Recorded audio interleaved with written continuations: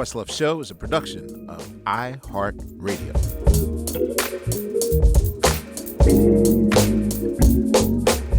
Ladies and gentlemen, this is the Questlove Show. I'm your host, Questlove.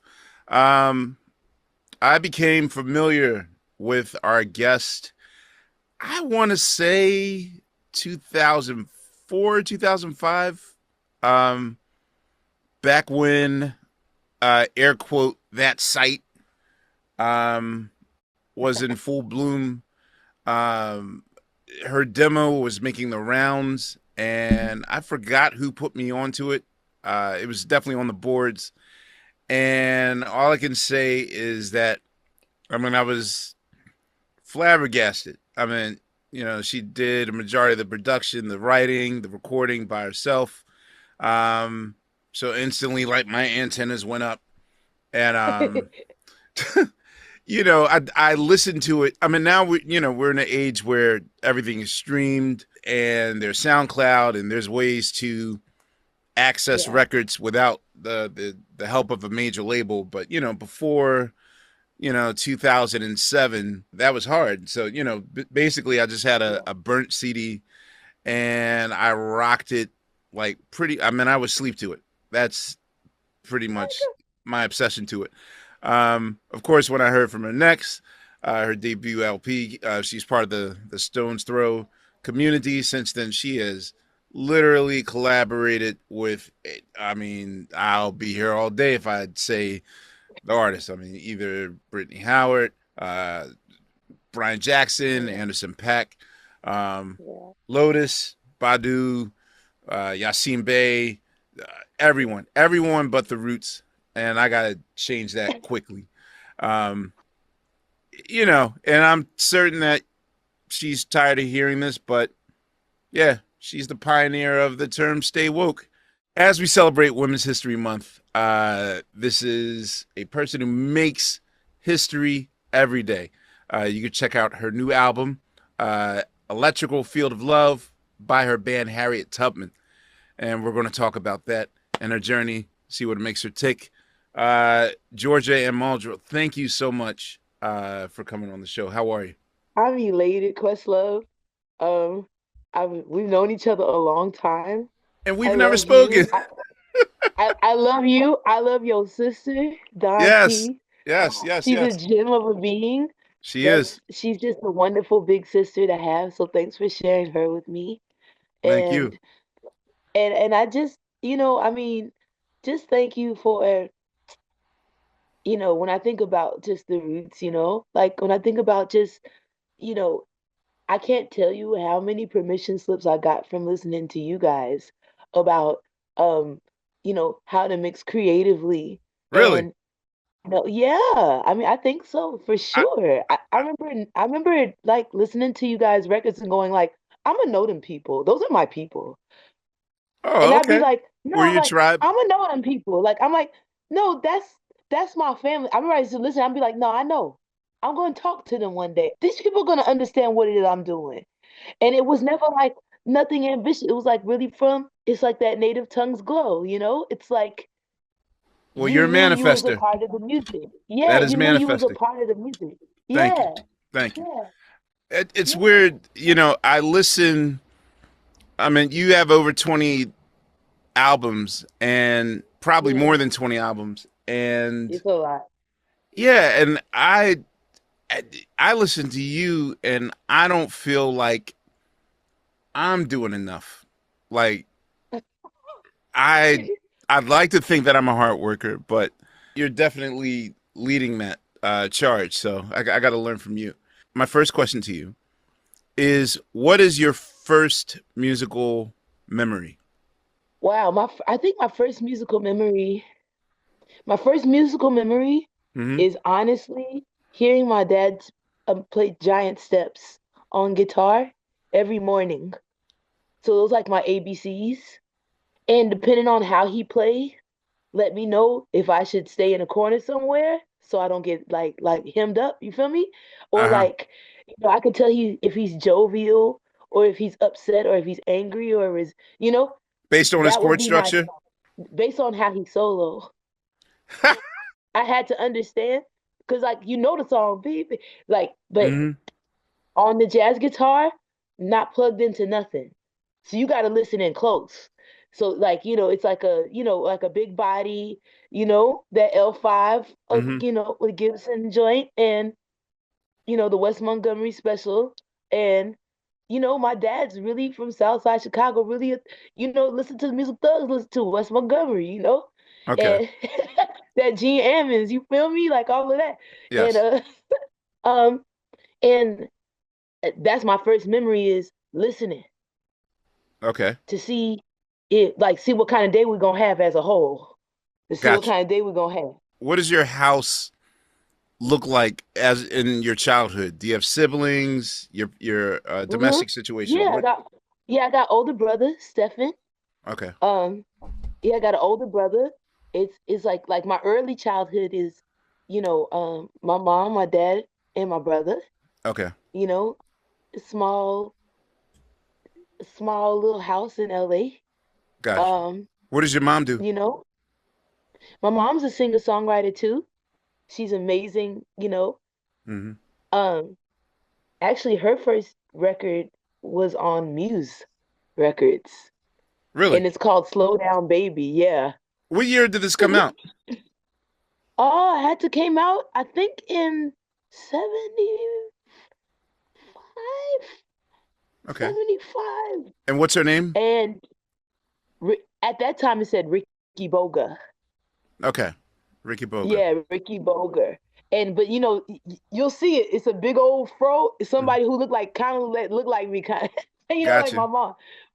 Like I think that that's an important record to check out, Quest, because I didn't hear this till after I did, like after all the Worth Nothing stuff and all this kind of stuff. But it's like real epigenetic stuff because the way she's taking, like she's banking all the chords and it's like too many chords for one song and like Hmm. time stops and all this kind of stuff in her arrangements. And it's produced by Howard Johnson, who played Word? tuba with Mingus a lot. Yeah, yeah, yeah. For real? My mom's actually goaded. Like my mom's actually like she played in Roland Hannah's New York Jazz Quartet. She Okay. played with Pharoah Sanders, played keys with Pharoah, like and for the record, like with Phyllis Hyman on it, because when she didn't feel like touring.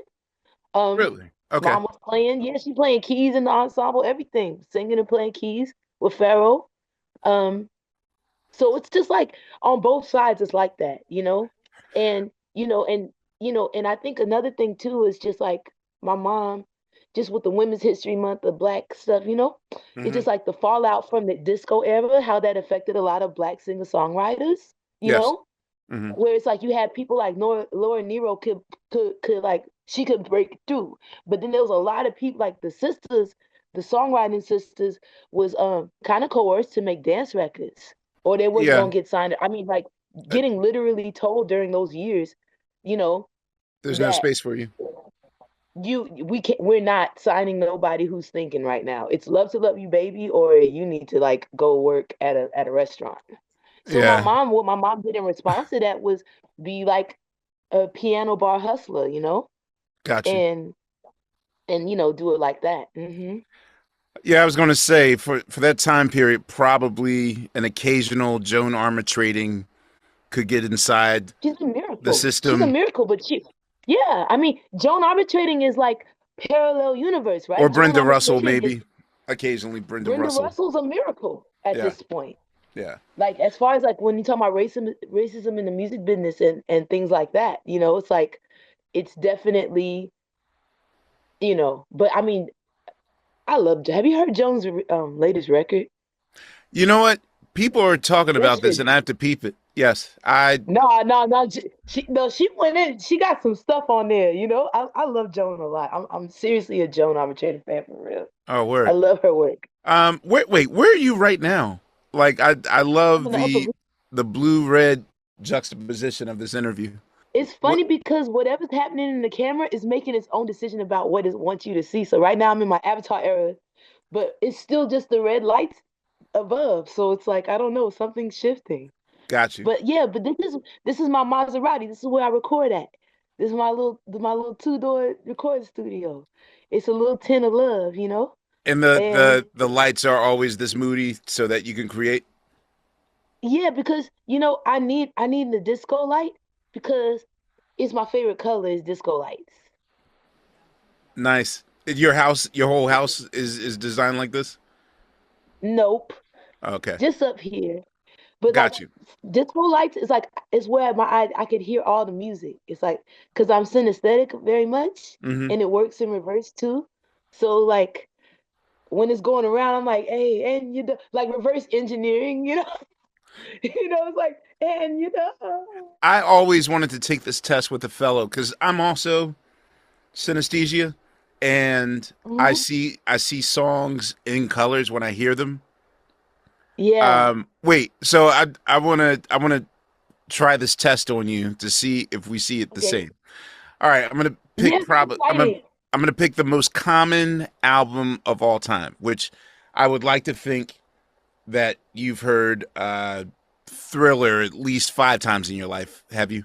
Of course, Okay, yeah. so what color is "Wanna Be Starting Something" to you when you hear it? I have to go through a little bit. Yeah, definitely. I'm definitely getting like these colors, the blue. Like definitely, it's definitely cool neon greens. And but when the guitar comes in, it's more like there's more neon reds.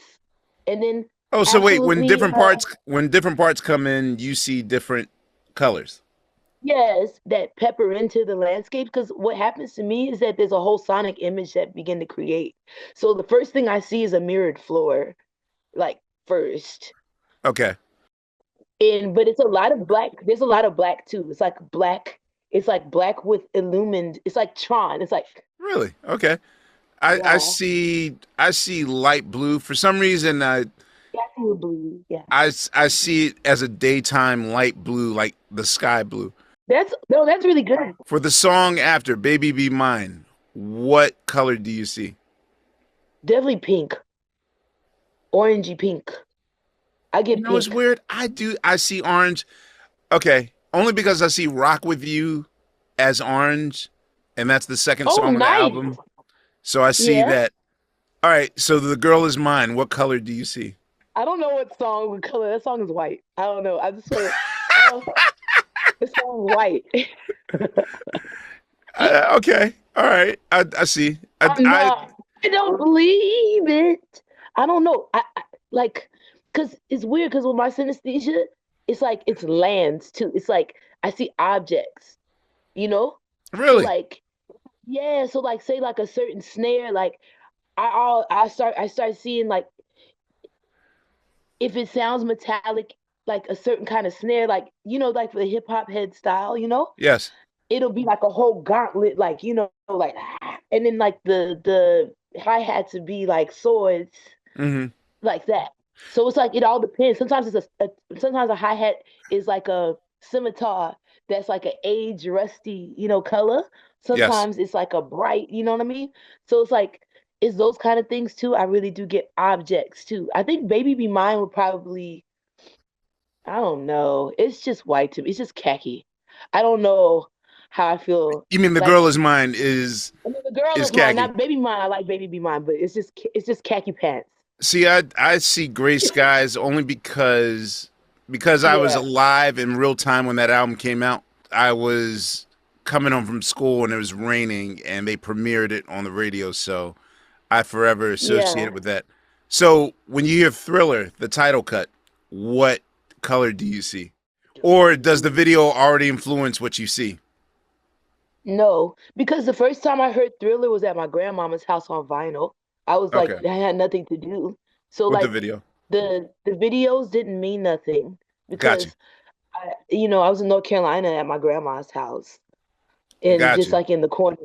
So yeah, I think it's interesting. All of them have this neon thing to them to me, just because of Quincy Jones mixing, like the profile he had on his Yes. production. Yes. It's like it's very much everything is like on Thriller. I feel like the cover matches the way it sounds so well. You know what I'm saying? Because The like cover? yeah, So the white, the black, and the it's a lot of black. It's like a lot of black, but then just these like the airbrush, you know what I mean? Airbrush glow in the dark. Like, and so I Gotcha. think Thriller, the goon goon goon goon goon, yeah, it'll Jill Scott is the only other person I know that will literally describe, like, she'll go up to a musician, be like, I need more blue. Give me blue. yeah, And I'm scared for my yeah. life, like, what the hell is blue? So I've definitely done that in a gig where I just start calling out colors. Definitely okay. do that. But I find that it's better to call out weather than colors because weather is like more of a collective thing, you know? Like the melanocytes have it give you some type of like measuring tool with melanocytes and such, you know? But Got you. with synesthesia, there's people who I know who are synesthetic, but the way they see color is different. Like a perfect example is Elzai. um he's synesthetic, and Hmm. that's why he's like completely really anal about his takes because he wants to make sure all the colors match, and he wanted to make sure that the contrast that he has, even his vocal range, like the melody he finds over the beat, Hmm. is like um creating enough complement. He's serious about that, and he was one of the people that we see the same. He's like, yo, most of your songs are mad orange, yo. I was like, See, I know. He's like, you that's got any more blue songs? I said, yeah, a few of them, but those are the ones that tend to be more the techno, like kind of like acid house sonic value. You know what I mean? But I love to have a lot of rays in my music, like solar, the solar sound, you know? And a perfect example for like a solar sound would be Roy Ayers Anything. exactly. Okay. Yeah. I can see that in Roy. You know, like everybody loves the sunshine. The reason why I think the reason why the song works so well is because it sounds like the sun. You know, George Duke has a lot of solar jams too. Hmm. Very solar. You know, like so prepare yourself, you know, or mint test, you know, whichever Yeah. one. It's It like it's just very he there's he rays of sun. You know, Earth, Wind, and Fire is very solar, you know? I see that. What is your Okay. favorite key? It changes. It changes. And then it's funny because people roast me like, okay, she gonna jam in D again. D's your go-to thing? I jammed in D for so long. I don't know. I think right now, ugh, I think I love G. I love G. I love F sharp. I Okay. love I love F sharp a lot. F sharp, I don't know, just kind of tilt the head forward a little bit. I like mm, I have a least favorite key. I want to know if this is the same what's for your you. least favorite key? You know what? C sharp Yeah, minor is one of the yeah, hardest. Okay, so yeah, it's the way annoying. that I DJ is I DJ every song in keys, Yeah, you do the keys. Yeah, uh-huh. and for some reason I noticed that the songs that people do the key in the least is in C sharp for some reason. And Yeah. like my favorite all time C sharp minor song is 7779311. But it's rare. Besides that, I I don't know. It's for me. I feel like C sharp minor is the redheaded stepchild of keys. So I think you ain't never lied. I think you ain't never lied. You know, it's I feel like people like Salami Rose, Joe Lewis, she definitely lives there. Like she really be composing there. That's where she start from. And then also you reminded me of Pocket Queen, how she plays the mess out of that pattern. Have oh you heard Jesus. Pocket Queen play it? She played it her own way. I feel like that's so difficult to do. It took me the longest, and then I mastered it at 11, and then my dad's bass player told me that that's a drum Oh my God. machine, and I was just like, Oh oh, my God. what's a drum machine? Oh. I had no clue. See how black people mutate? We mutate. We speak on it. We do. I just love that. I mean, I really absolutely love that. Like this, it's almost like when Jimi Hendrix was like, yo, man, they playing my mistakes, man. I don't know. They even copying the mistakes I made, you know?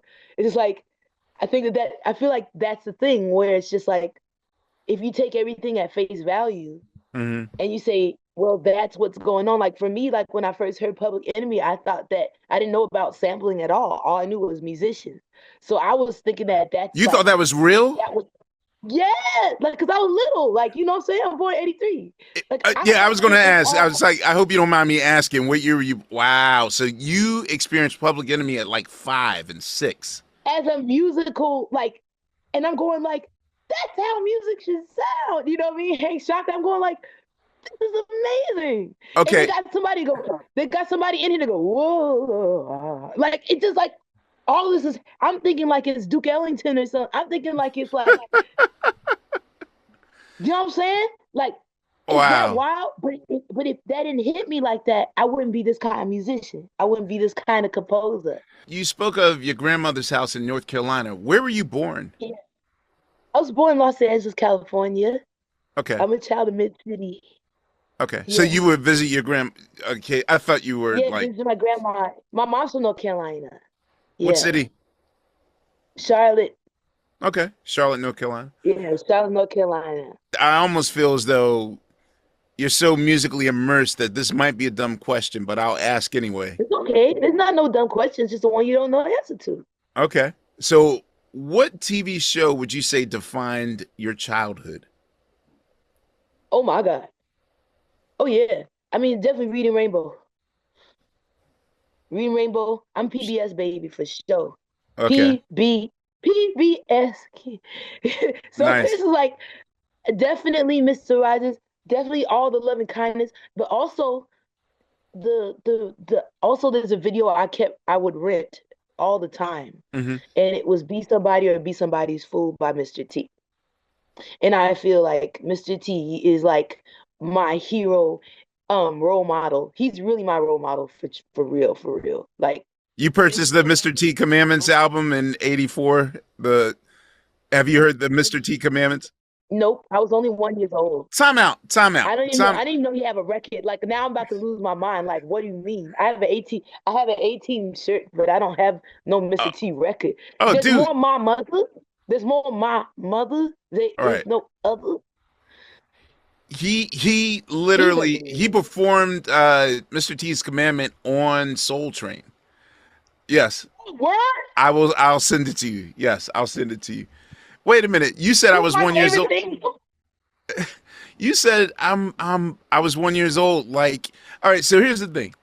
Um, like I often find that people born after me, like 80s babies and on, if I say to them like, you never heard of da da da da, they'll say, oh, but I was 2 years old then. And I'm like, man, when I was born, I had to listen to Duke Ellington records at the age of 2 and study them things. But I did too. I did too. But I'm just saying, like my parents, I was the vanguard of the Mr. T aesthetic in my home. You feel me? oh, they Like weren't into that. they wasn't on that. Like the only rap song my dad condoned was The Message. He was like, now he's rapping for his life. Now that's a rap record. Now that and plus they love Jigs Chase and all that shit. You know what I'm saying? Right. Like I inherited Houdini. Like we're on the side of Houdini. We have beef with Run DMC as a home. Like Okay. that I knew that from like the musician side of stuff. What's the age difference between you and your brother? A year and some change, like a year and a few months, like yeah, like 17 months apart. So my brother's older. Did you have like an older cousin or someone older that put you on to things that you should know that your parents? Oh yeah, all the way. So like my cousin DJ G, he like I call him like Bumblebee from like the Transformers. So his mixtapes were very neuro saucy. So it's like every other second, like he used the records to actually say what he wanted to say, you know? Got you. Um, DJing behind the back, all that kind of stuff. You know what I mean? So I definitely had a plug into like, what I'm saying, like hip hop and stuff like that. I But see. as far as getting exposed to like music outside of Cannonball Adderley, Art Blakey, Hmm. or my mom at the time was just so into her own compositions, you know what I'm saying? Or Hmm. outside of Train. My mom's ear was very eclectic. So it'd be like Bobby McFerrin, Salif K to Diane Reeves, James Brown, Curtis Mayfield, Mahalia Jackson Hmm. kind of thing. Um, like a mixed bag of like a very limited amount of records that we listen to all the time. And then like my dad would be a more extensive collection of music Yes. that'd be like very straight ahead, like post bop. And then, him playing with Eddie Harris and everything for such What, a long time. what was your father's name? Ronald Muldrow. Okay, and he played with Eddie So, Harris. uh-huh. Yeah, like he part of the Usual Suspects gang, playing all the guitar, like from records like Turbulence to Is It Okay. In to Carnival, like I Need Some Money, all those Word. records. Yeah, word. He's on all of them. Wait, Yeah. what year did he Like join? he joined like I think it was shortly after the Les McCann, like right after I think it was right after the Swiss movement. Then he was in there. So like they innovated like the funk jazz stuff together. So my dad was playing all that stuff. I have your Yeah. dad playing live on Soul Train in 1974 with Eddie Yeah. Harris, and they Yeah, do that's this my dad. incredible dance thing. They do this African. Oh my God. Okay, ladies and gentlemen, I'm sorry. I had to take it when she mentioned That's her father. I was like, wait a you minute. you I could think. tell. You could tell who was my dad, right? You could tell. Oh my God, that is your father. That's my dad. Holy That's my dad. shit. That is Yeah, crazy. yeah, Okay, the last yeah, time. man. Okay, so this is what you're going to know about me. Okay. Soul Train is the air I breathe and the blood in my veins. Yeah. I religiously watch this show, Yeah. but I will say that the Eddie Harris episode is probably in my top 20 of all time Soul Train performances. Let's Um, go. Let's go. One of the myths that I would like to dispel about Soul Train is the fact that they're like, well, people don't play live on there. People do play live on Soul They Train. did. One of the rarest moments where a jazz group gets to flex their muscles on Soul Train Right. is when Right. Eddie Harris was on. Oh my God, I can't believe that's your Yeah, father. man. Okay, Yeah, wow. man. And the guitar organ is something that he had invented. Like, so they were like tinkerers, like, him and like that was really like Eddie Harris is like the fairy godfather for me. He was like a fairy grandfather. I grew up knowing him. And he like, that's This how we ex- would talk, this, he'd be like, you know. this explains everything about you now. What's your favorite theme? What's your favorite Soul Train theme? The only answer, and shout out to DJ Nick Fresh, who hates when I say this. Um, O'Brien's 19. Oh, yeah. Oh, Baco. No, no, no, no, no. You're doing the Hollywood. You're doing the disco. No, that's not O'Brien. Which one was okay, so O'Brien did one. I thought that dun, was dun, dun, O'Brien. dun, dun, dun, dun, dun, Yeah. dun, dun. Yes, the funk joint. Yes, yes, Yeah, no, that's my favorite too. O'Brien. yes. O'Brien did it, yeah. But then But my second, that's the second one I like. got you, got you. All Yeah, right. that's my second. But my favorite's O'Brien too. Ah, you are all right, Georgia. All right. Yeah, you all right too. Tell me this much. What is your morning routine? What's the first thing you do in the half hour of your day every morning? I go like, I kind of gasp. I kind of gasp You because I gasp? got another one. Yeah, Okay. I go like it's not over yet, and then Nice. I take time to let that blow my mind a while. Okay. I pray Gratitude. about it. Yeah, thank God. I take time to feel life online around me. Um, I can feel the network of life. And then by that time, it's tea time. So I have a nice cup of tea. Gotcha. I spend most of my mornings pretty much non-vocal if I can, you know? And I find that when I do that, then I'm better regulated for the all the way into the evening. But if I start talking too soon, Hmm. I become very overstimulated for most of the day. So it's definitely I take time to just cool and hum Hmm. and even as we talk right now, it's like bebop's my first language, just because of all the giant step stuff. It's actually my first language. So like um I take time just to bebop, just to bebop, just to be. And that's how I pray in bebop. Gotcha. And yeah, I just be ooh, whoa, take time to just be that way. And then that way, you know, it might be like there's going to be a current that takes me east, west, north, south, then I'm like ready, I'm prepared for it. But if I don't take time to calibrate my heart mind equipment, Hmm. then it comes to be a very confusing day. So my routine is based in more of a spiritual discipline than it is in like oh yeah, my neurosis is more on the spiritual side, whereas there's just certain things that have to take place, like spiritually, In order for you to, you know, in order for me to flow with where got you, I'm like supposed to be at the right place at the right time. got you. So Hmm. before the age of 10, Yeah. what were your desires in terms of what you wanted to do when you became an adult? Did you come out the womb wanting to do music, or did you have other fantasies, or to do something else? By the time I was 9 years old, I had completed the autobiography of Asada Shakur. Oh my God. Um, and, and I was already playing in the jazz ensemble. I was playing drums in jazz ensemble.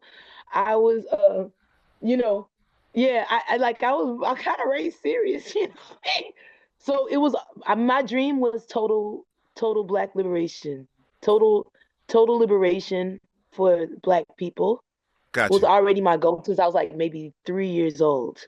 Because that's when I learned about the transatlantic slave um Holocaust. So I was definitely raised to be an RBG assassin. And so um, you know, it's like that's the undercurrent there. But Hmm. the beautiful thing about that is that it encouraged me in the things in my abilities, that there was a purpose behind my abilities. All the Hotepian books, like as a child, they used to glow in the dark for me. Like, so like Stolen Legacy, George G. M. James. You ever seen Family Guy, that cartoon? Yes. I was like Stewie, that baby. Like, so I'm like, I was thinking of a master plan. So I seen George G.M. James' Stolen Legacy, the book, right? And it's like this glowing, Ursa Ma'at Rasa Tevin Ra's on the book. Hmm. And like, or Ramses the second, as y'all would say, right? So you have, and like, you have this other children's book, and you go like, I have to figure this out to get over there. So like, I'm like, the cat in the hat. That's what y'all saying, right? The cat.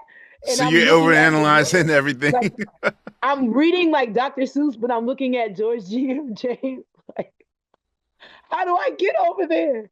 So just like I think I've been like since I was 9, I think it was absolutely had something to do with the liberation of Black folks to know that they're free, to know that for them to have successful lives, for them to have full and happy lives. Age And 9. yes, Jesus Christ, I'm so ashamed because it took me, why? Why well, is that? because You don't be ashamed. I didn't read Asada's book until when we were working on Common's like Waterford Chocolate record. Um Yeah, they had just started lifting the like embargoes for visiting Cuba yeah, and whatnot. yeah, And so Common was like, I'm gonna go down there. Shout out to Dreamhampton, who had Black August organization, take us down there. Like we were like one of the first hip hop, American hip hop people. I think the Roots was like maybe the second or third show um, yeah, down there. yeah, But we got to. It's so weird because we went down there um, to meet her, and yeah, I yeah, figured like when you go there, usually they tell you like to bring things that you don't need anymore for people there. yeah. And for some reason, Hmm. I was like, you know what? I know being here all this time, I wonder if Hmm. she'll like something simple like Essence magazines or Vibe magazine. You know what I mean? Like just to catch up Yeah, on black yeah, pop culture. And that's cool. I gave her a bag of just like like all these magazines throughout the years that I found at like thrift stores like across America and whatnot. And she was like, That's so so beautiful. yeah, that That's was so beautiful. And I mean, look, and you being able to meet her because of music. Like that's very intense. That's and she very a beautiful and she thing. knew who we all were. Like she was very much hip to they like she's been kept abreast of everything musically Yeah, happening. So that's that right. was so cool. You mentioned that Mr. T was kind of the first entity that you yourself uniquely brought in that household, not like from someone inheriting. But can I ask Yeah, I was on my own with that. Like I was on my own with Mr. T. Like I was on my own with it. what was the first record that you yourself purchased? Not that was in the household already, but what's the Tell you first right record? now. Oh, I know. Because I had, you know what? I had to wait till I was given some lunch money. Because sometimes we pack lunches to go to Yes. school. So I literally had to earn from like not eating. It was What was it? De La Soul, Me, Myself, and I, and Too Hip to Be Hippie on the other side. That's my first cassette ever. I bought it with the food money that I had saved to the side. You two used to starve yourself for. Yeah. And I was like, I want to buy I want to buy a cassette So you bought the from Mama. single instead of the 12-inch? I didn't have no record player. Ah, damn. Because here's the thing. I What didn't have, makes and plus the 12-inch cost more than $1. here's the thing. All right, so I don't know if you know this, but what makes that 12-inch very unique? You know, side one was regular me, myself, and I. But on And then side too hip to two, be. Yeah. they did something really innovative, which is they did a three-sided record. So you would start the Ooh. record and get the remixes to me, myself, and I. But then you Yeah. start it again, and it's too labeled to be a hippie. What's Yeah. more, and the brainwashed flower, where they meet the kid Jeff, and he's making fun of their shit. That like Yeah. it's basically Yeah. hidden grooves on the 12-inch, and yeah, that I too purchased that in 12th grade, and Yeah. but I, I It was the first of my own. It was like the first. This is my. This is mine. And so nice. when I put it on, and I think it is. I think it's. I know they hate it and everything, but I have to say it's the best neurodivergent anthem. It's the best about like normies. Like I hate you normies. Like I don't have to fit in with none of you guys. I Right. don't want to. I don't want to. I'm different and it's okay. And I'm on my own world. And I don't and because at that point I think that um I was getting sent to office every day. I was gonna say, what were And you I like in just, school? oh my God, dude, like militant. So like in public school, I'm getting sent to jail every day. I have a political prison at school. What? Cause my mom said, don't you pledge allegiance to nothing but God. I was like, okay. So it's like, now we're gonna do pledge allegiance. I said, And you the now one that would then sit it's like, down? I'll be There was always the one kid that would not. I'm that one. I'm that kid. And get Georgia, go to the office. Okay. Every day. I'd Got be you. in the office. Got you. So it's just like me in schools, it's like it was really hard. It was very hard because like Where racial did you go to minimization. school? I went this was in elementary school that I went to community magnet, which was in mid city. Got you. And uh it's also the same I think it was same elementary school. There's a few folks that went there. But anyway, it was after the first school I went to ruined me for every school, which was Uhuru Shule, led by the amazing matriarch Sister Carrie, who was um, an amazing pillar of the Black Garveyite um, community in Los Angeles, alongside with Sister Lola Coleman and all of this stuff. And I mean, these are the people who really held up the underground hip hop community, the folks from the Black consciousness movement. That's why I'm not surprised that Asada knew your music because, like, for instance, X Clan would be another early influence Hmm. because Brother Jay literally hand delivered the tapes, like Black Watch literally hand delivered the tapes to Marcus Garvey School for African Minds United um children's program. So Word. like when I could talk to Brother Jay and be like, yo, I learned about your stuff. He's like, oh yeah, I delivered that over there, sister. Yes. And I'm like, I'm the demographic that you reach. Like, if it wasn't for him, like sending something by hand, Hmm. and at that time, mind you, I'm thinking everybody's playing everything from scratch. So it's like I'm tripping out. Like, this is the best. Like, so that's another like that was the first time I saw other Mr. T adjacent people too.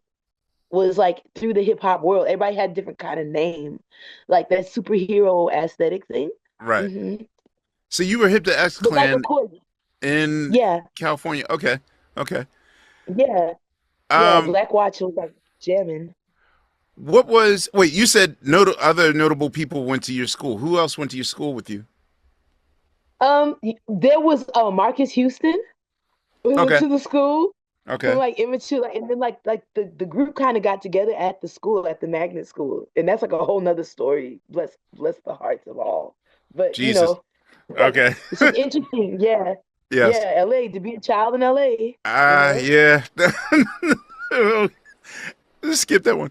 Yeah, So like get away. yeah.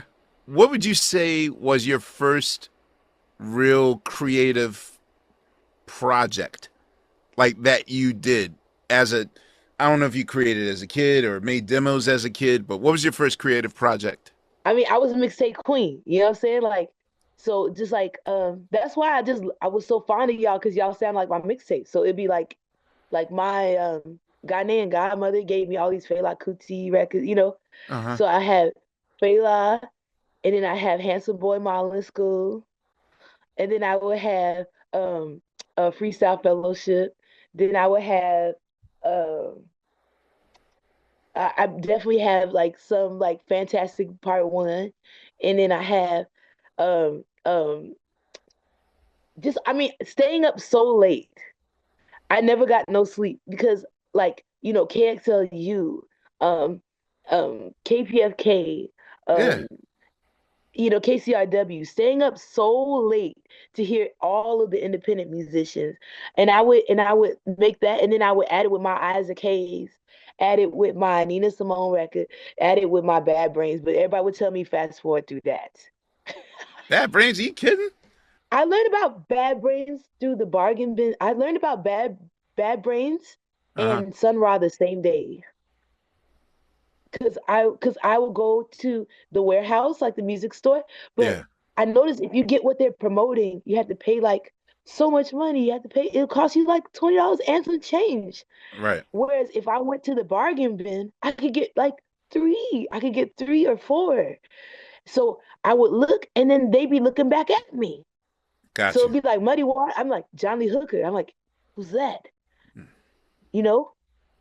Nice. I'm a bargain bin child. Like I really am. Like the reason why of all that eclectic kind of thing is like before the iPod Shuffle is really bargain bin surfing, and I would just be getting like Errol Garner, Nina Simone the same day. Errol Garner, Nina Simone, and Isaac Hayes the same day.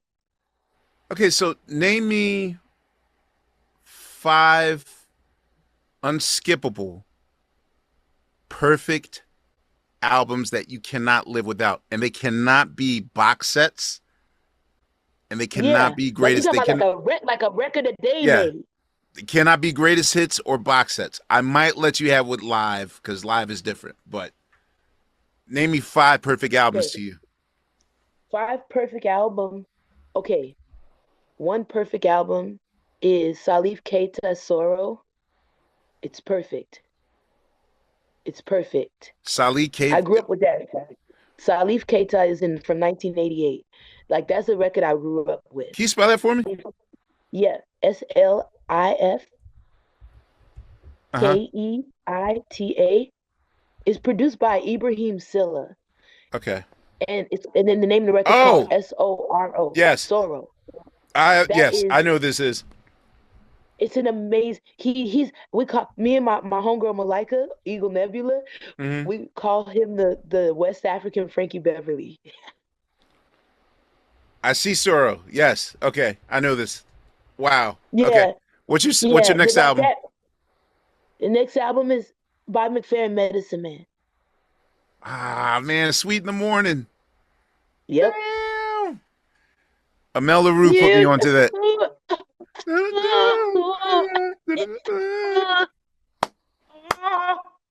Yes. nah, like I'm not skipping past none of those. I'm in each one. Like, yes. Yes, you. I like I'm angry. I like Yes. he ran all the way. Yeah. Yo, And and in hey. high school, Amel LaRue put me on to that record. Then She's amazing. then I went through his entire discography. Wow, that's so amazing. That's so Yeah, like amazing. yeah, that one. I mean, you just it's not dead. Like each one is amazing, and you just follow him through the whole thing. Like no discipline is present. Like when he started just going off like on his guitar solo at the end. Yeah. I was just like, those are such goated scat solos. Like I'm saying, like that's the goal. The Like the that's the goal. the Like scariest job I ever did in my life. Because there's a period where the family lived in Philadelphia, and Madison hit me up and was like, "Yo, Dad said stop ducking him and let's do the two-man show already." And you know, I it took me about a year to agree because I was scared, like I because know. I know I've what you mean. I've been there. I've been there. I know what you're talking about. and so I called him. I was like, "All right, so should we rehearse to do something?" He's like, "No." And I was like, "Well, let's go to sound check or whatever." He's like, "No need." I was like, "Huh?" And then we got there, and I'm like, "Well, let's map it out." He says, "Nope, let's not map it out." No. And I said, "What are we going to do?" He Right. says, "We're going to walk on You stage all. and we're going to Right. create for 2 hours." Right. And Come I, on, man. it was the fastest my heart has ever beaten in What, life. what, was it like early? Was the phrase like it's my favorite phrase from Dave Chappelle when like early Dave Chappelle when he's like they're backstage and they're like interviewing all the other comics and like when they get to him he's like I am unprepared. No, but I mean, that is true Yeah, like artistry. yeah, that's That's raw. true artistry and vulnerability when you work it out in real time on stage. And Yeah, man. that experience also taught me how to. I mean, here's the thing. Like, I'm a disciple Jay Dilla, and a Yeah, Prince, man. and mistakes were a really that was like that was part of their fiber. Mistakes are That's in there, right. like, That's it. Come on. but That's the way to think. to embrace it live, like literally, McFerrin said, "Hey, if you make a mistake, I want you to repeat it 4 times." And I was like, "Okay." And sure enough, Yeah. That's why I love him. I think you're summing up all the reasons why I love Bobby McFerrin so much. I mean, he just that raw, you know? I yeah, mean, just raw. That's raw. Like to be like that, like, yeah, no, okay, now mean it because it came out of you. So how do you honor the things that you wouldn't, how you honor the things that are happening from you? Like how you do that? I mean, I say my style is completely 95% generated from era. really, Like if not 95%, we had to be up in the 80s, you you're know? right. My You're right. whole style, even the composing melodies and stuff. I mean, like, because it came from even just like in vibing out on loops and stuff. because that Jamie Aebersold, I'm like, I'm not gonna be able to be the musician I need to be. I need to throw out some other chords. I need to have some other stuff like cycling around. And if I can find a melody in there, then I'll be doing something. So I need to make my mistakes in a different way because this 251 thing, I'm like, this is boring. Because I got raised with the Giant Steps. So Right. it's just like when I heard an Aebersold record, I wanted to die. It was horrible. So shout out to Jamie Aebersold. That's for the jazz heads out there. But Got you. one, Got you. two, three, I'm like, oh God, this is horrible. This is Wait, this is one question I didn't ask you. What is your preferred weapon of choice as far as one mm, instrument only? What is your instrument? kazoo. What? Come on now. Kazoo. Oh, telling you. I begin my Henry Threadgill impersonations. I be on it. Cause I like it because it's like I can get in there. You know what I mean? I'm holding something, and then I have my microphone up there, and I'm like, now I got my Dizzy Gillespie angle. I got my little, but I think I want a kazoo to have a bell on it, so I could really like, be tripping, a little bit more. The joint that got the bell that go like this. Like, I think they have a marching band kazoo, but I mean, to be honest, yes, kazoo tambourine. I Okay. like it a lot. Tambourine is like this Doppler device of like Well, it's I don't know. It's spiritual. like a It's African. Yeah, I can see yeah. It's why. like it's dope. I can hear. It's dope. It's dope. It's like a graphing instrument. It's like a radar Got you. instrument. So I like a tambourine a lot. My approach to tambourine is like a mix of Motown and like just Negro, like ancient Negro spirits. Yes. So it's like that's how I like to play. Like play odd time on it, and but with the Motown, flip over this way. Got you. You know, so What it's just is? like I like to. Those are my favorite right now, but piano, of course. Got you. I like um because I love to do sound design, love synthesizers very much. I'm definitely a synthesizer person, Hmm. and I feel as though I'm more of a Rhodes pianist. I'm not a grand pianist. I feel like, with pianos, that they should be like meted out just like how horns are. Like you have Hmm. a buried saxophonist, a soprano saxophone, alto saxophone. I feel like they're grand pianists, they're upright pianists, Rhodes, because somebody who plays on grand don't necessarily sound great on the Rhodes. Facts. Or Facts. they don't necessarily sound great on upright either. Like there's some people that compose for upright. Like, you have your Thelonious Monk. It's not to say that he doesn't sound at home on a grand piano, but for how he the angularity of the chordal structures, like how it sustains, Hmm. Baby Grand's is his grand piano. So it's like I think that those things are very interesting. I've been discussing that more, like largely just about like the different types of pianos as being classified as different instruments instead of as piano being one thing that when you lift the hood on it, you have all these different shapes and all these different string lengths and all these different like cabinets, right? Hmm. When that happens with any other instrument, it's like a different instrument, you know what I mean? It So, does. like for me, so I'm definitely a Rhodes girl. I'm a Rhodes upright, you know, like definitely there.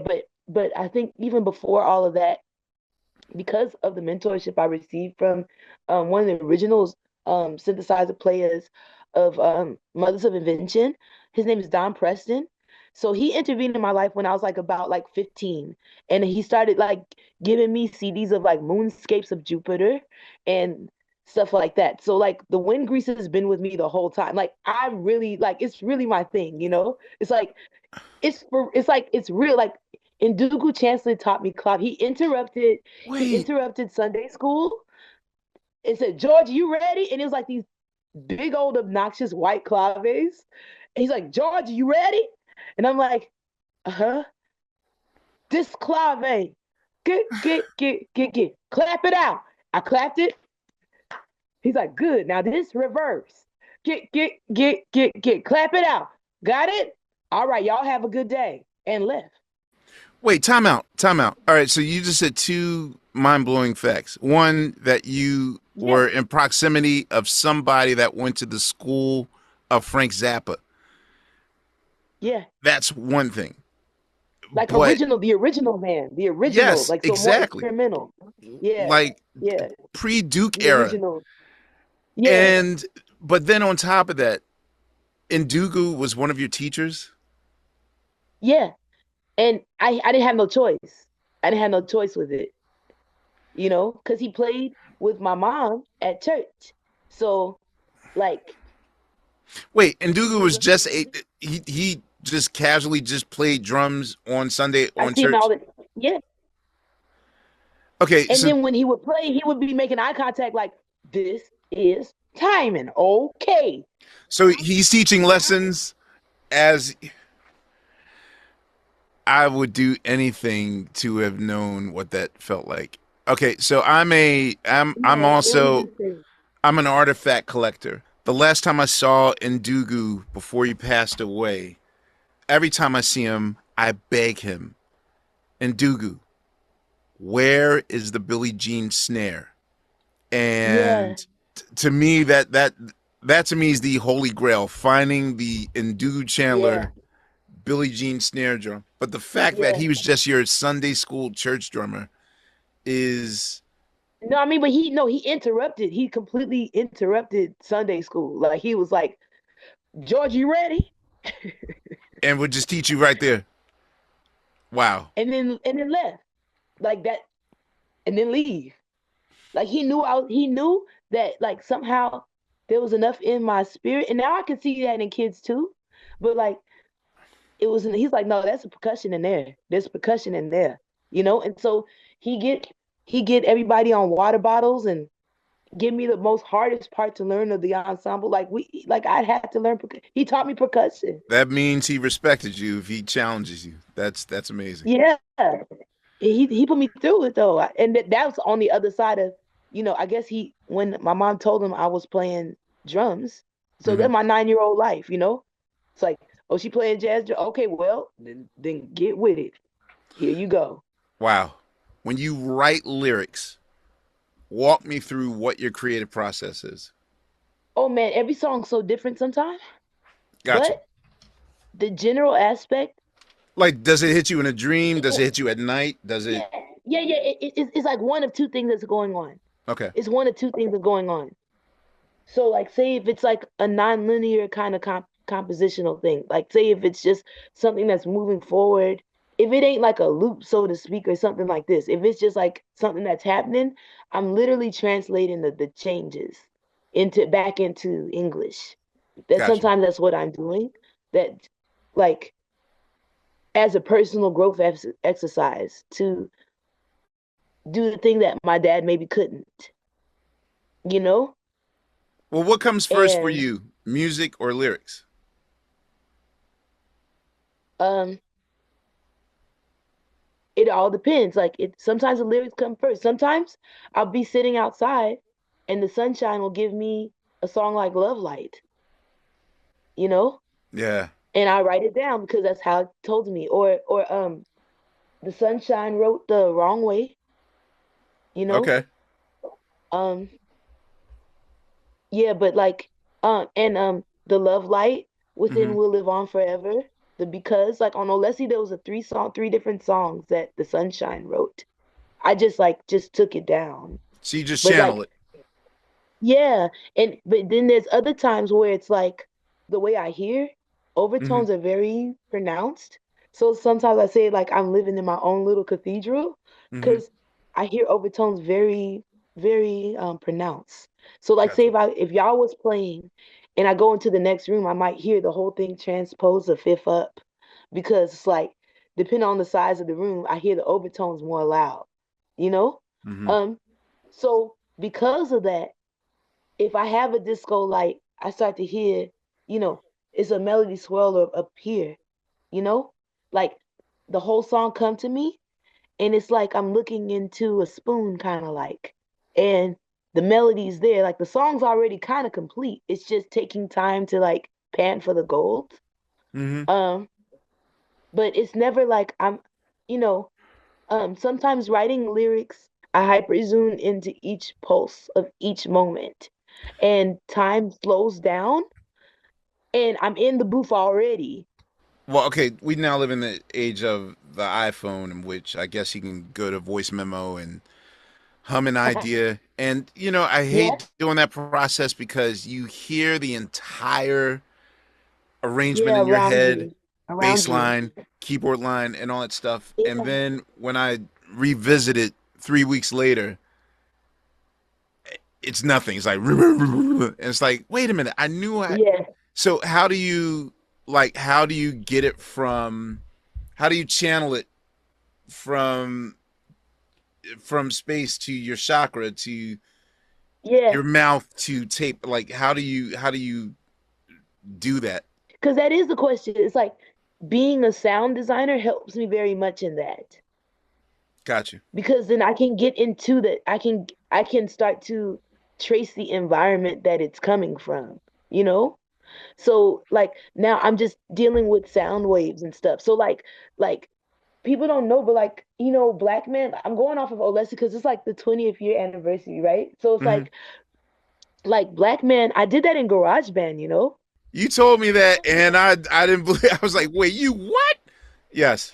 But it's like, but the deal is that I'm going to make it sound like what it is that's going like this. I'm doing all the things, I'm turning all the knobs, doing all that I can so that it is echoing what I am hearing, you know? So sound design helps a lot for me to take a snapshot of a atmosphere, you know?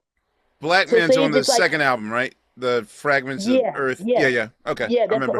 yeah. So it's like that's like sound design, you know? Sound design is amazing as a compositional tool because, the way a signal enters the room, though that's the beginning of the song. Like it's a fractal image of what a song is going to do as a whole.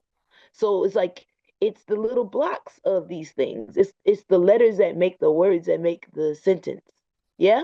Got you. So so it's like if you see it in that kind of way, I hear the bass line, I hear everything. But Mm-hmm. I know if I lose the sauce that all of it's suspended in, I'm gonna lose it.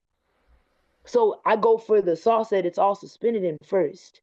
Where Mm-hmm. is it? Like the setting, I think about like where is it? Is it in is this a forest? What is this? I keep asking questions of the song that's there, and then I'm like, definitely bioluminescent forest. Definitely, yeah. I hope that answered your question. I know that's wild, but it's Dude, I'm neurodivergent, so I totally yeah. you're still You speaking you my language right now. understand? What is the percentage of you executing that to completion? And has there ever been moments where you lost it? I.e., last night I had a great idea, and Yeah, I think I gave up midway. Like, what is in my head, I couldn't accurately yeah. put on tape. Can I So tell I, you? Can I? I'll tell you. I'll tell you when it happens. And you know what's funny?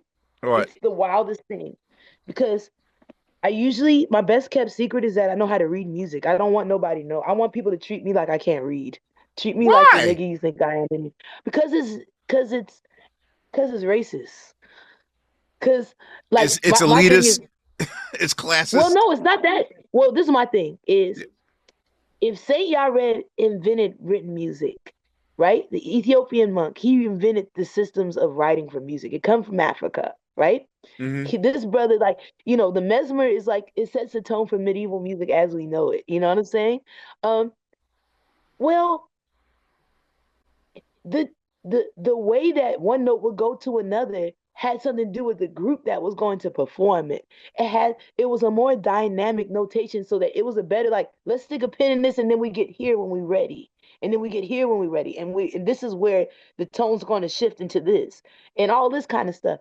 But at the rate of agreement, I think now people think that they can write themselves to a beautiful place. And I don't think that's true. So you got to learn it the way I did it. You got like if you want to some of this like I remember when I go like for piano lessons and stuff and I look at the music, but then I look at her hands, I go like That's not on there. What you doing with your hands is not on there. I Hmm. learned, I said, that's not on there. And so it wasn't until I learned about MIDI with the 127 of the velocity and things like that, I was like, now that's on there. Like when I look at a piano roll, I'm Yeah. like, it's on there, you know? Like, how did you play each note? Like, I understand where the note's supposed to be. I understand where it's supposed to be rhythmically, but how? I was going to say, I almost feel like your father kind of, well, Told I'm not me up, saying he like, invented yeah, MIDI, but I mean to yeah, yeah. It's incorporate those wild. things. That's basically MIDI. Yeah, it's basically MIDI. And so it's like those kind of things, those messages. When I learned those messages, I felt free to like, okay, this is I need to explore this more.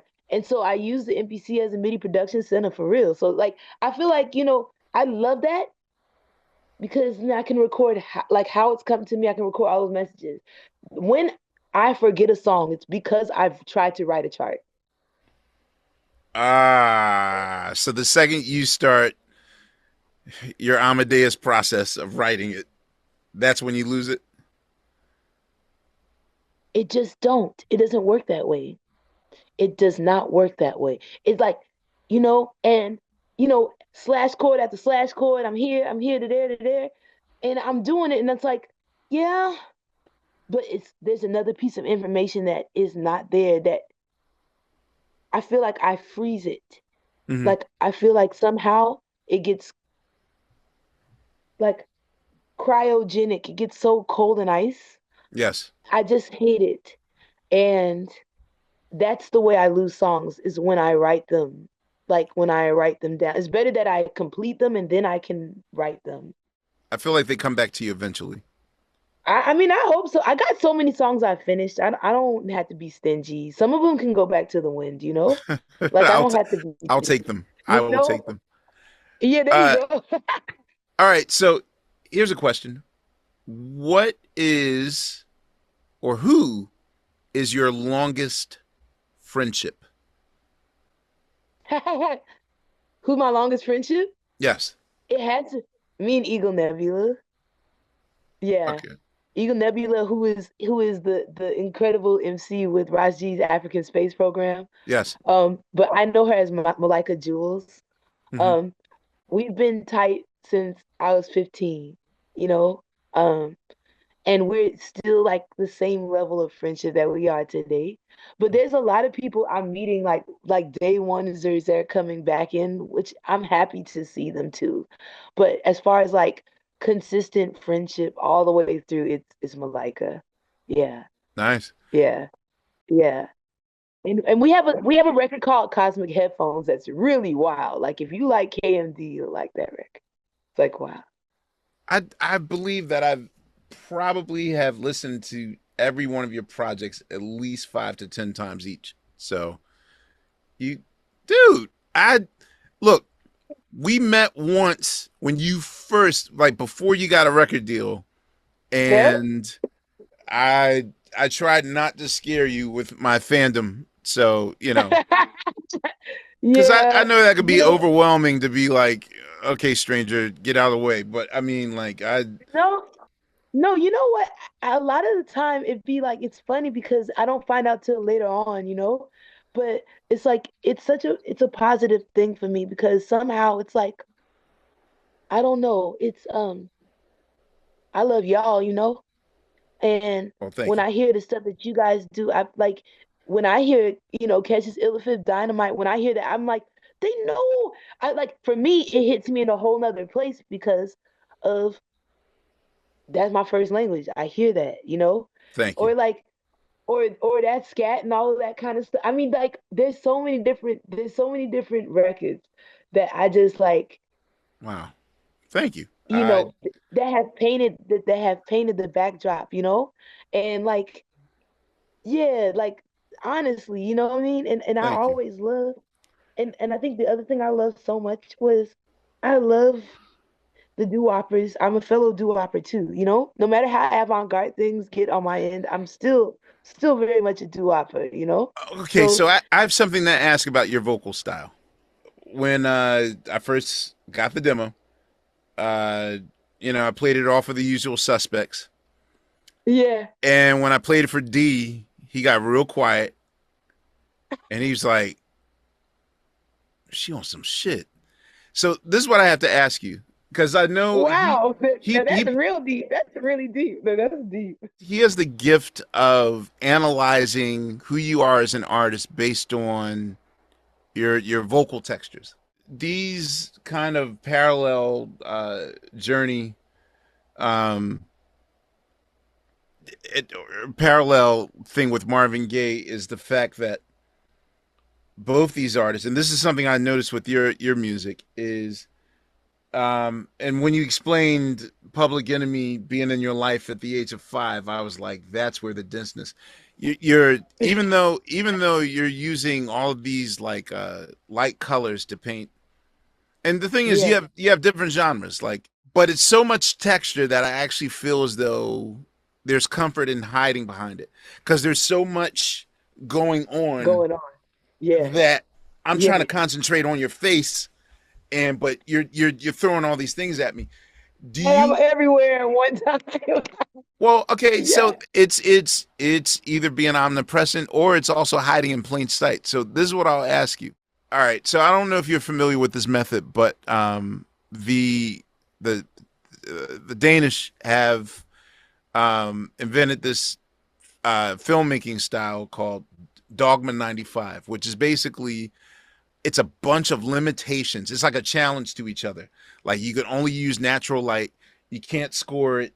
Like there's like 50 rules, and they all challenged each other to try to make movies with very limited resources. Like you can't use a Yeah. crane.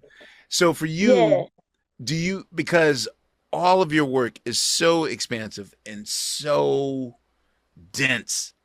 Like have you ever tried considering like the opposite of what you do, like a straight up. I mean, I forget what the disco record that you did. Okay, That the I opposite of what I do, you gonna have to really walk me through that. Like, well, no, because what's you the do everything.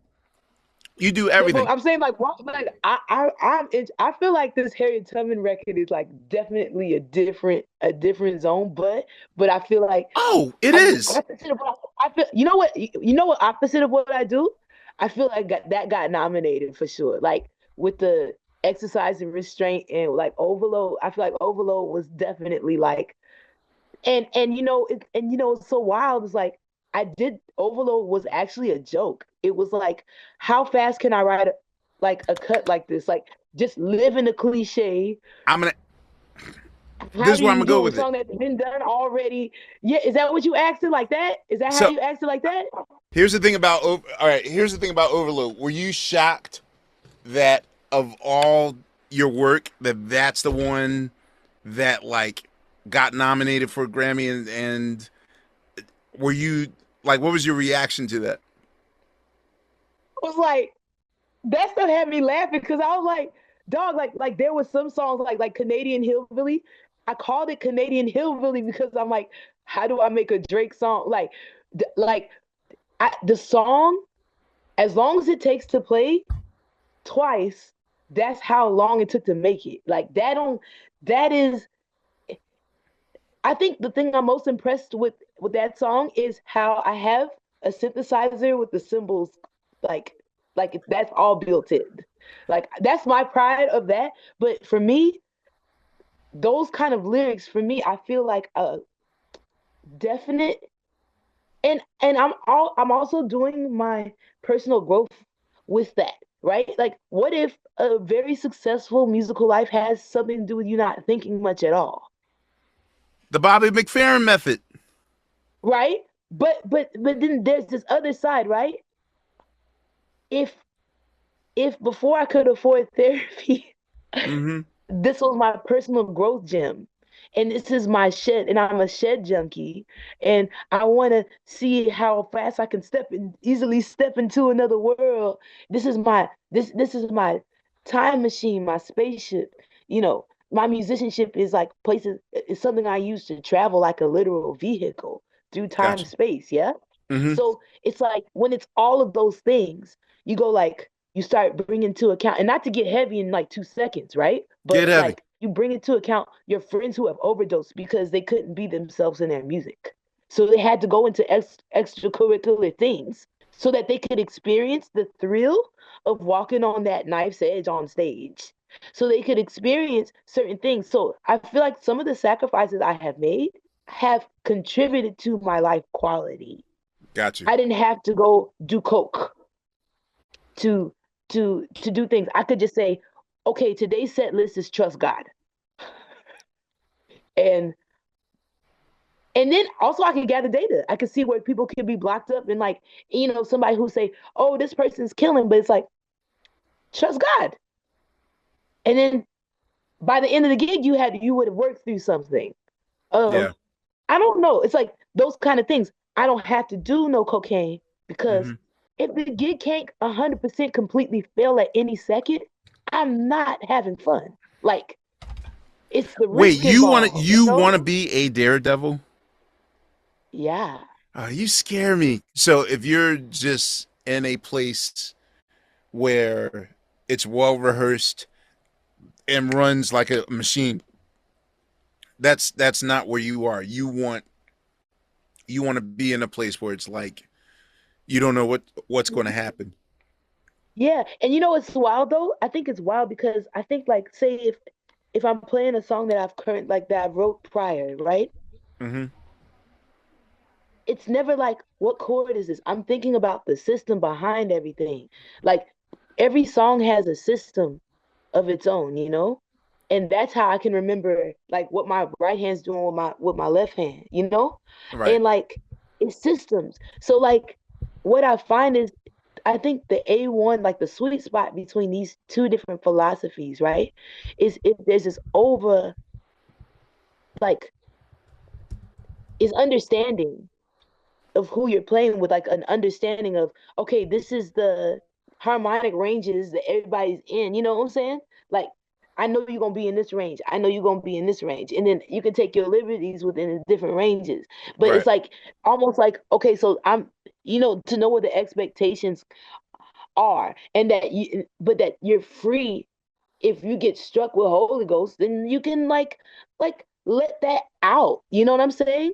As Yes. opposed to it's so rigid and it's so on a train track that it wouldn't matter if you was just playing a tape and everybody was fake playing. Like that's got to be crazy. Like, there's technology that solves for some of these things Hmm. that have caused problems off of the stage, you Really. know? Yes. Because I feel like for me, it's like So if you're not gelling when with your collaborators I'm just saying and that there's difference between there's no room for the musicians are playing your work. I'm saying from a composer's point of view, right? hmm Because I mostly identify, like when I think about instrumentation, I mostly identify as a composer. I think like through all of it, through and through, I mostly identify as a composer, you know? As a composer, right? I've done the song. As a producer, I did the record, right? yes. Basically, I went through so much trouble. Like when I did the Work Nothings, I had to wait for people to be able to play it. Uncle Ndugu wasn't around the corner. Like he could, like I didn't have, like he wasn't right around the corner. And oh yeah, she playing the djembe stuff. I know. Oh, yeah, she doing that. Yeah, she doing that. Yeah, yeah, I know what this is. You know. So like the kind of musicianship that I needed, like from such an early age, it took a while for people to rehearse it.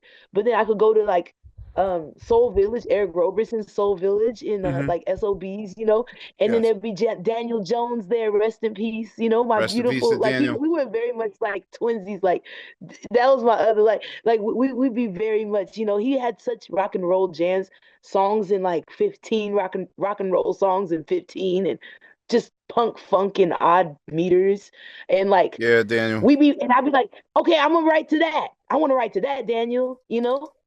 But like now I think about it like that, Daniel not here no more, you know? Like because and I'm saying it raw because it's like because yes, this fool was like Amadeus Mozart when it comes down to making arrangements for Janet Jackson, like Yeah. Everything's gonna hit. This is hitting now. This is I mean, and he could do that shit in 15 minutes.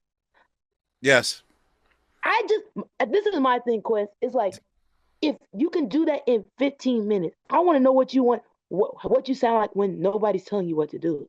What do you sound like when you're just like unbridled, unhinged? Like, what does that sound like? You know? You've had so many collaborators. What is the choice of knowing, your kindred spirits? How do you choose collaborators? How do you know if a person's going to work as opposed to like who are five of like my go-to? I know I'm gonna have some shit with these collaborators. Oh man. I don't, I love I just love collaboration so much. It's like I love it because I get a chance to just enjoy it. I don't have to carry all the weight, you know. I don't have it's not just my job by myself, Mm-hmm. um, to do everything. Um, I love, let me see my top five collaborators because sometimes the collaborating be remote though. I still have to like turn in something from where I'm at. But I think from um being in the studio with Michelle and Dego Cello's definitely like Mm. her as the producer. It's like a dream What is she to like? be Cause just watch. she's so quiet when we talk. She got so. I felt like I was talking to myself. It was weird. It was weird. She'll loosen up sometimes, but like I get shy Michelle. I get very quiet, very reserved Michelle, and I want to know what she's like when she's running the ship. But It's so cool. It's so cool. You feel taken care of, man. Like, cause her ears are like impeccable.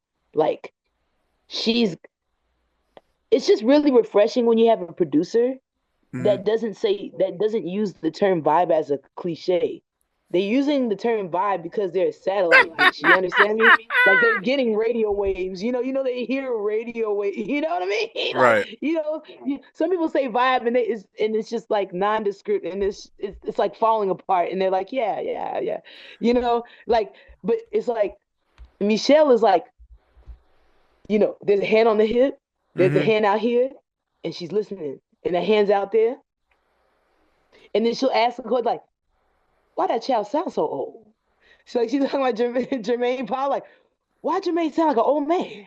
yeah, Like, and like, but it's while she's producing, and it's just like to be there, like hearing her listening, I think is like that's an honor. That that, yeah, that was an honor. Just as a fellow producer to see her producing, like she's like I got I've been a fan of her work since I was 10 years old. Like she's like I'm swimming in her water. Like, are you serious? Like that's crazy.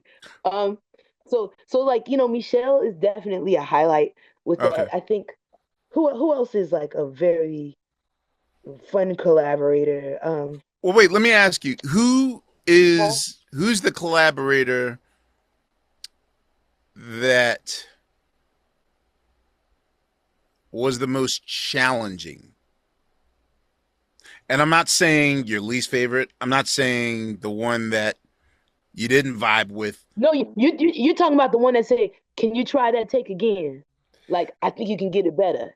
Is that what you mean? Yeah, Like or somebody who will just say like, some does something a little different than how you would normally do it, but you know, like who's a challenging collaborator? Who challenges you?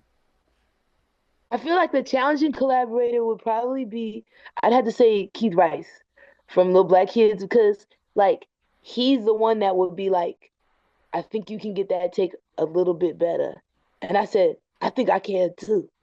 Okay, Instead of like somebody going like, okay, no, no, no, no, no, no, no, nope, nope, that's it, just in comparison to other people because I have a different sound.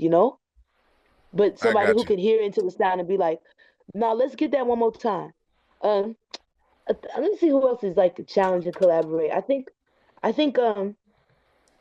because everything he's do is very intentional. I'd say Adrian Young because of all of the equipment that's rolling. and then Yes. he wants to videotape everything, and then he has like he's cleaning while he cooks, like in a multimedia expressive, I worked with him before. Yeah, that's definitely Adrian. Uh, and he's very like he's very particular about this chord, and he's very going in, and I I think it's very whimsical. I think it may because he's like that, it makes the experience like even more whimsical. I love all your projects. Seeds is probably my favorite. What is Oh, right on. there's various opinions I want of you on your collection. What was the most fun album to make? The most fun album to make had to been Okotea. Jyoti Okotea. Yes. It was the Okay. first time where I was just like, you know what? Because there was other influence. We're gonna say other voices in the sauce saying like no experimental music. And I'm going like, but I'm raised by experimental people. It was fun because it was this unbridling thing where I'm just like, nah, I think I'm gonna just turn the feedback up on that. Yeah, I think I'm gonna just I want the feedback to just hang out on this little stereo delay. Nah, I think I want it to be everywhere. Yeah, I think I want to just drag the snare through this, like through like maybe probably 18 bars and see what happened. Yeah, yeah. And Okotea was the moment where because I first started out on like the VS880EX, like the digital recorders, Right. where you could burn a CD on there. So I'm like Hmm. this weird hybridized, like I'm like the technology I had was very like when they had the term semi-pro, you know, but Every like I think everyone uses when I ask them like what's your weapon of choice, like what are you using, and I see what they work with, the best people work on the most limiting kind of yeah. uh So it was like so I think for like Okotea was like I what are you took using myself like now? yeah, I'll show you. Like, but for Okote, it was just like, just to finish the thought, was like, it was a time where I just pressed record. Got you. And I'm like, yo, I'm just tracking out. And like, I turned everything on for every knob, just record everything I'm turning, just record. Like, that's when and I had so much fun because I never unheard that. I never unknew that after I did it, you know? And I brought that into like all the music I would do after. It's like, nah, like automation is like, you know, taking a bigger role, Hmm. and like returning as like a real important quality instead of just like, I need a banging beat, like doing Right. hella records for MCs, you know? I loved making my very first record, but I don't listen to it because we sound like amateurs. But like for you, what album is that? For the longest time, it was my first one. For the longest time. For the Really? longest time because yeah, because like my first record I'm not talking about Worth Nothings. I'm talking about my first record, the one that the The demo one that I was the listen cleaned to. up version. Yeah, the one that you listened to though, the demo one, that was the one that Venus Brown heard that and he wanted to clean it up. He was like, okay, let's polish this. Oh yeah, you was a little I off on think you that. So like told me the that. performance, yeah, but what ended up getting released was the one from the VS880EX, which is Gotcha. just me Okay. singing off key, like and so because of that, because I'm such a Shed junkie, because like a lot of people don't know, like I really have like an instrumental approach to my vocalizations and stuff, like I really do, Hmm. and so it just be like but then like I think now I could appreciate it, you know what I mean? I like now I could appreciate it after all this time, be like, wow, at least I had the guts to sing my reparations, like at least that's there.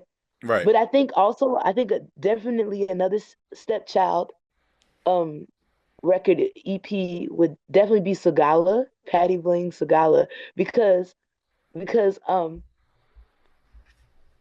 it's such a regional record. Like it's like when I go to DC, the black people know that Patty Bling record. So like it's so weird. Like it's DC. It's like Washington DC, black DC. Very, very different market. Yes. vibrated with that record. You know what I mean? Maybe because I called Laura Bush an apathetic hoe. Like I don't know why, but it was just like, but on the other side, it's like it wasn't like the conversation that you hear a lot now where it's like alternative black people, oh, it's just like I'm just tuning into my punk funk.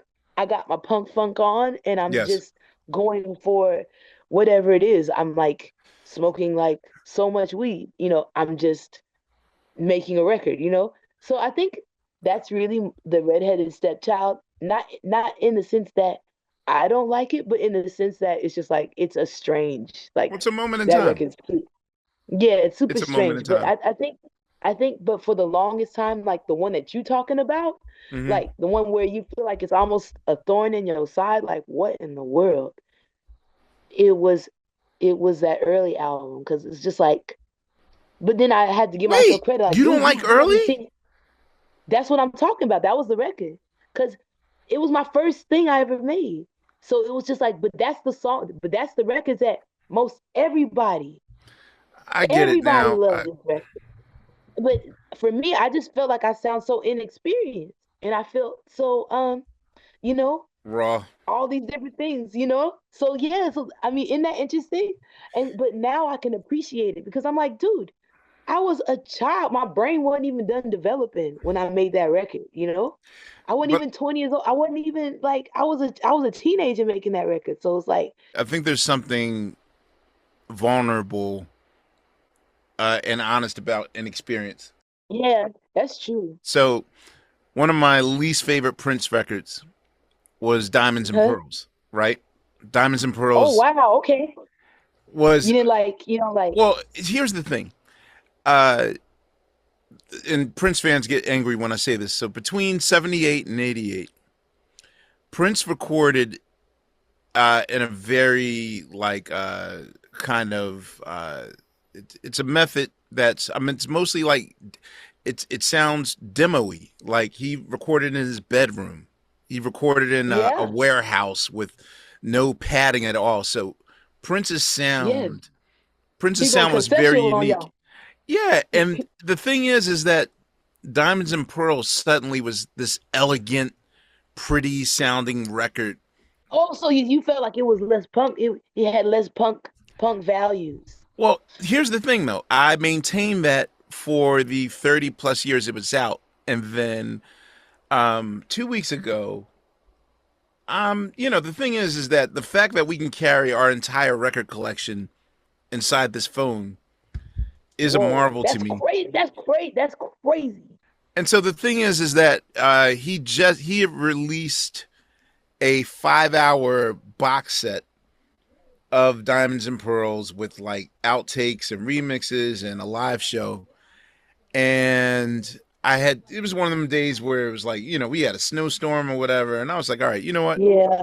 I'm going to sit here and listen to this 5 hour record. And when I listen to the outtakes, no, when You I said I listen, got time today. right. But here's the thing, when I listen to the outtakes, I realized that he demoed the album first and then he went in the studio and did the pretty professional adult contemporary record. But man, those demos, Did you like the demo? Did you like the demo? I made a 14-song compilation of outtakes that would have probably been my top 5 Prince record because it's Oh wow, man. it's Yeah. just It made that much of a difference. exactly. Wow. And so Wow. I do sometimes feel as though, and we get embarrassed by the blemishes and the not readiness of a record, but I now Yeah. I now understand why it's important to keep the blemishes and the spots and where you're green Yeah. and that sort of thing. I definitely want to talk Harriet Tubman. Now, I mean, to Yeah. me, it's not lost on me that Harriet Tubman represents freedom and liberation. Yeah, man. Something that I know that you are experiencing in various ways in your life, Yeah. your entire Yeah. life as a restart, as a redo, and whatnot. So Yeah. talk about the genesis and the seeds of.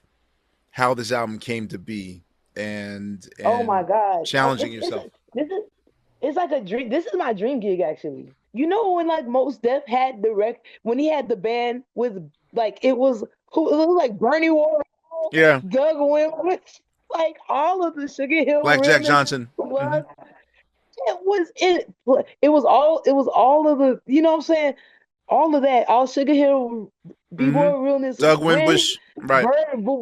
with Bernie Worrell, and that's how I feel like as far as working with Harriet Tubman because this band, like God led me to this band. I was in Williamsburg, Brooklyn, and I just was went out. I went out because I just had to. Yeah. Hmm. And it's like make a left hand turn, make a right hand turn. I end up at this place that it's like they had a lot of it's this place called Galapagos. It's not there not no more. Hmm. But I like basically I happened upon a spot. Like I let myself be led to this sign on the sidewalk that says Harriet Tubman playing now. And What? I was like 20 years old. I go in there and I hear these cats that like live there. They understand what it is I'm doing. I'm like, oh, I understand them. I'm one of them. And I remember being there and getting a stout for dinner and and like tripping out. Like they had a month residency and I went every day. Like I went every week that they were playing because it felt like this alternative. If there was a juke joint for somebody like me, this would be the blues that would be playing on stage. Where can I find this? Harriet Tubman, you better do the knowledge. The Terror and the Beauty is an incredible record. I mean, they've been jamming since '98. Like Melvin Gibbs, the bass player, is one of the founding members of the Black Rock Coalition. Got you. These Brandon, these JT as cats, well. Yeah. yeah. I mean, JT's, I mean, liminal thrash monster. I mean, as a drummer, is one of the most genius drummers I've ever heard in my life. As far as like being able to play not much up above a hush and all this shit, man. Hmm. Like like tumbling, like it's almost like a ninja that's like can hop on like the roof and you don't hear him land. You know, it's like these cats is musical ninjas, you know? And I've been a fan of them since I was 20 years like so like to be 42 like and this is the dream gig. And so what happened is that we had both had the same booking agent Hmm. and I was playing at the Detroit Jazz Festival. And Maurice, the booking agent, was like, "Well, you know, Harriet Tubman's going to be playing there too, and I represent them as well. And what do you think about playing with her?" I said, "Shut! You don't know about Harriet Tubman. You too stiff to know about some Harriet Tubman. Like, what you talking about? Don't talk about my band. You don't know about Harriet Tubman. You know what you know about? No, I'll have them call you. You know, no." And so I was like, he's like, would you want them to? Because he's like, you're already, because this is during the time where I'm like politically digging in, like as far as Hmm. like music as our language, you know, Right. that we can have accents, like, you know, and I'm going like, I'm playing in the moment because coming out of the pandemic, I wanted a place for musicians to be able to like acknowledge that we can move forward. I wanted, so I use my bandstand as a place for advocacy for musicianship. So, like, so I was like, we playing in the moment. 2020 was the year where I probably played drums the least. 2020 Yeah, was the year that yeah, I've never yeah. not been on a stage like 8 months in a row and not had a show, not been on a stage, not seen an audience. 8 months. What did you do during the pandemic? Me, like I put out a record. That was wild, and it did well. Like you know, like I put out a record during the pandemic. I don't that's wild, but I did, yeah. Got you. And it was called "Mama You Can Bet." It's like my favorite record I made. It's my favorite one, you know, because it's like where Jyoti goes complete like vocal, like there's vocal jams, like you know. But So I think creativity didn't wane or change much in the pandemic. Like, and I mean, like, what did you do? I mean, I know you released records, yeah, but like for you, was creativity or just how you channeled different than it I mean, I was? definitely it allowed me to rest a lot more because I have been working and you know when you work so hard, I've been working so hard for so long. Um, I was able to really key back into like getting spiritually buff, like you know, having meditate elongated meditation time and understanding the benefit of you know spiritual activities, you Mm-hmm. know, like things that help you um to evolve, you know, breathing and meditation and prayer and you know, journaling and under like what am I doing this for? What you know, you get a chance to like take personal inventory. And I feel like as I did that, I became very much magnetic and and like even like magnetizing certain songs at that time where social media really had like a height. I think it was a balloon that was growing. Like I think it ballooned during the pandemic because it was something still like so much real about it. Like as far as like I could put out a song to help people feel good about themselves, or like I could putting out songs would be like just something that loops around and like help people to stay in a positive state of mind, you Mm-hmm. know, or How do you deal with stress? well, God told me something about stress.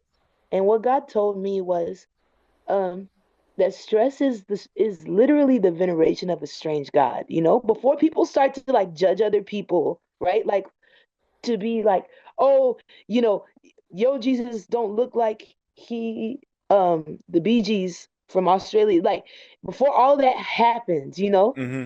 um, or you know, Krishna and Jesus, you know, all that before all of this starts happening, Right. right? Well, the strangest God is the one that terrifies your nervous system. The strangest God is the one that actually like raises cortisol in your being. That you know, like the cortisol's alarm system to say that hey, you haven't released this. You're not trusting that Right. life has you in the palm of its hand. You're not trusting that you are not just your own consciousness. I That fall your victim to that consciousness sometimes. God wouldn't have told me nothing if I didn't need to get told. He got me told. So it was just like stress is the veneration of a strange God, the one that doesn't come through, the one that doesn't keep the promises, Mm-hmm. the one that lies to you about everything. And when it was reframed as worship, that's when I could get really tight, you know. And sometimes I'm stressing non-vocally, you know, just because of my neurosauce sometimes. Sometimes Yes. my fist will just be balled up kind of. And I have to like remember, go, you know, Mm-hmm. and open up and be okay, you know. And I think a lot of the time too, because I'm a helper bee, you know, Mm-hmm. I love to help people so much that sometimes I do it to my own self. Because I just want to be help. I love solutions. I hear solutions so fast, um, that I can like, oh, let's try this, let's try that. Oh, and then when the level of engagement isn't met, then a stress can happen. So now before I do those things, I can have an idea, and I know that I can write it down somewhere as a prayer, you know. And if it comes back up to me, if somebody asks me for my help, then I can say, "Oh, I was thinking about this. I have this for you," instead of going like taking on everyone's problems, you know. Um, but but for me, what I do with stress is that I um I go outside Mm-hmm. and I do this deep bend as if like you know a moonwalk, like you know the astronaut, like when they land. Mm-hmm. I do a deep slow motion bend like I just landed back on planet Earth. And when I get back up like this, somehow the trees begin to wave, hello, and I start over. And then I remember the trees are holding hands beneath my feet. You know, they're holding their hands right under my feet, and I could feel that. You know, and and I could listen deeper. Like when I'm when I'm stressing out, It's because jumping to conclusions about every passing moment. I'm jumping to these conclusions that are poisonous, Instead of going like, don't jump there yet. Just listen. Just listen. Hear. Let your heart beat a few more times. You're not gonna die from letting your heart beat a few more times. You're gonna die from not doing that. You're not gonna die from taking one more breath before you come up with an answer. Hmm. You're gonna die from not taking a breath before you come up with another answer. So it's just those kind of things. And then also music. I like I'll turn on the Moog. I have a grandmother Moog. And I'll do the wind grease, man. Start greasing the wind, man. I'll start like you know what I do? I turn the knob until the part of my spine like relax, you know? And I use Frequencies. my muscle I use my discomfort as a map for what sound's gonna come up next. I'll do that. And I'll do that with one speaker on. It don't even matter. I just funk in mono right there. And then I'm like, then keep that on, right? I've done that for other folks. There's some other folks that like I was supposed to produce a record, right? I'm gonna keep them anonymous to protect them. But Okay. like, but like, there's people that was in such a world. It wasn't about making no music. It was about hearing what the problem was, turning on that Moog Model D and recording that, Hmm. and they can go home with that. Go play that so that you can come on back. You know what I'm saying? Sometimes it takes one tone before somebody had to be working or something. You Hmm. just be like, well, take two of these and call me in the morning for real. You know? So I've done that as a producer, like sending somebody home, like just chill with that. And they'll be like, thank you so much. Cause they'll be like, yo, I feel like I went swimming or something, you know? Like, and then of course I've had a lot of guinea pigs like test on people. Where do you feel it? Where do you feel this? Like, and then when everybody's doing the same thing, here, you know, like Wow. those things, the way that I answer stress is strategy. Strategy helps me like mitigate stress. So it's like it'll be like a whole sequence of some kind. Maybe it's me landing slow motion back on planet Earth. Maybe it's, you know, um, toning in to my lumbar so that it loosens up. Hmm. Sometimes it's cooking. Sometimes it's a pot of black eyed peas. Collard greens. Make some candy yams just because, just make them. Just make some candy yams. That's what's wrong with you. You ain't had no home cooking. You know?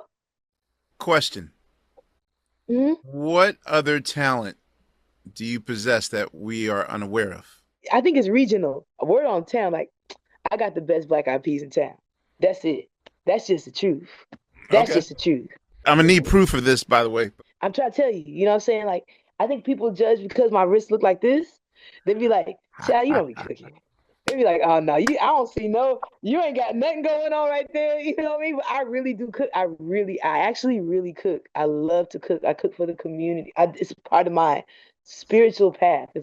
It's my spiritual, it's like for me, cooking is martial arts because I think one day it's going to be a day where we love ourselves more as a people and we can value more things about how we go about stuff Yeah. where soul food can be like a whole like the way people teach yoga is the way they'll teach culinary arts like everybody sit down and be like, now if you feel like yelling at somebody you Hmm. need to chill, okay, take a breath. Right. First of all, that we don't want none of that in our food. That's nasty. Don't put that in Right. our food. You know what I mean? The But it's energy. funny The because energy. with the sisters, like we are like that anyway. It's like anybody can like when sisters talk to each other, they be like, girl, that be day I don't cook. They be like, I don't cook either. Not when I got to work through it. They be like, girl, cook with this attitude. You know what Hmm. I'm saying? Like that kind of stuff. Like I feel like I don't know the arts and sciences where they kind of like collide is through those kind of conversations. So I'm always very interested in that in cooking.